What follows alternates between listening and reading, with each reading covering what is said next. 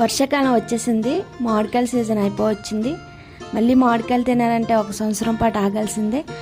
అందుకే ఇంట్లోనే హెల్తీగా 1 ఇయర్ పాటు నిల్వ ఉండే మామిడి తాండ్ర ఎలా చేయాలో చూద్దాం. ముందుగా బాగా పండిన మామిడి పండ్లను ముక్కలుగా కట్ చేసుకుని మిక్సీలో మెత్తని పేస్ట్లా గ్రైండ్ చేసుకోవాలి.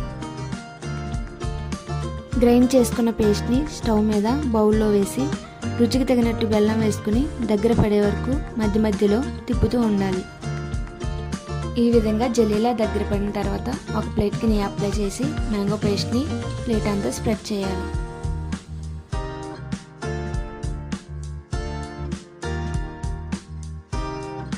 ఈ ప్లేట్పై ఎగులు డస్ట్ పడకుండా పల్చటి క్లాత్ కానీ నెట్ కానీ వేసి 2-3 రోజులు ఎండలో పెట్టుకోవాలి. ఎండ ఎక్కువ ఉంటే 2 రోజుల్లో డ్రై అయిపోతుంది. దీన్ని మనం నచ్చిన షేప్లో కట్ చేసుకోవచ్చు. చాలామందికి ఒక డౌట్ ఉంటుంది, మామిడి గుజ్జును కొంతమంది ఉడకబెట్టి చేస్తున్నారు, కొంతమంది ఉడకబెట్టకుండా చేస్తున్నారని. 2 విధానాల్లో చేసుకోవచ్చు. 2 ప్రాసెస్లో కూడా మామిడి తాండ్ర బాగుంటుంది.